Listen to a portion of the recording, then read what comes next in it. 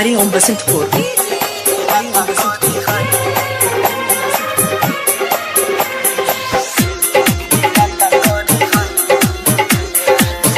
सुनिए मोरी मैया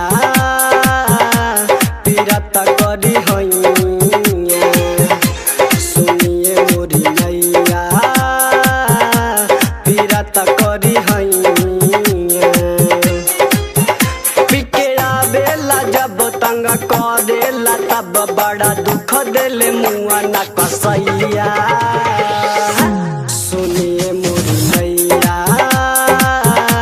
पीरत करी हैया, सुनिए मोरी मैया पीरत करी हैया।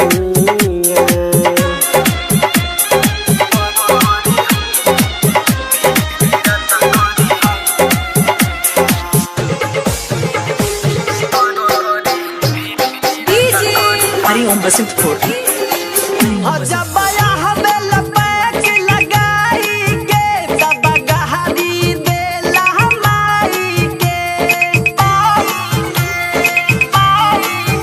जब हमें लपैक लगाई के तब गहरी देला माई के। बहुते बर्दाश्त कइल बानी अब कही दे हम भाई से, मारी मुड़ी बापुरले गोड़े हाथ बापुरले मुचकाई देले नरम कलैया। सुनिए मोरी मैया पीरत करी हैया, सुनिए मोरी मैया पीरत करी हैया।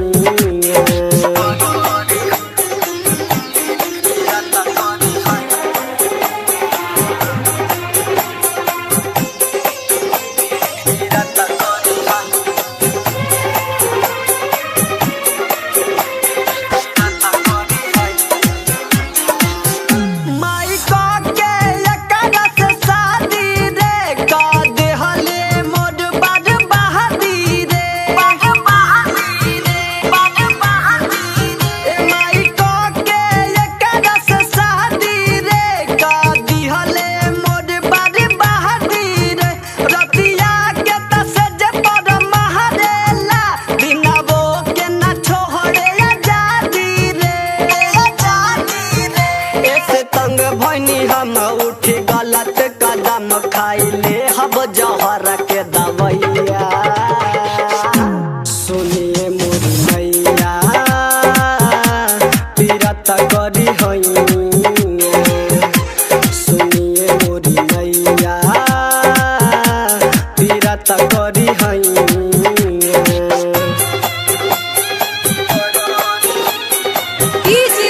हरिओम बसंतपुर।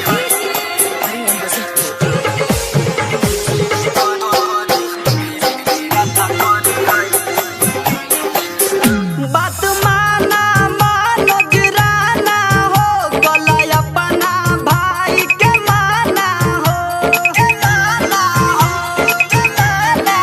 हाँ बात माना मनोज राना हो, कलय अपना भाई के माना हो।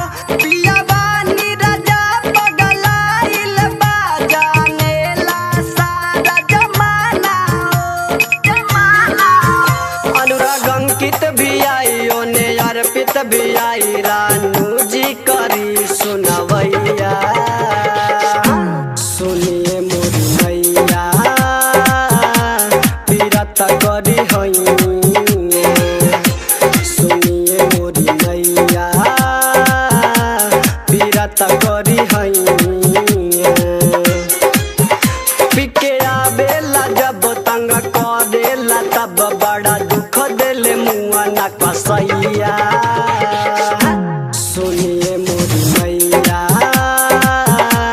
पीरत करी हैया, सुनिए मोरी मैया पीरत करी हैया, सुनिए मोरी मैया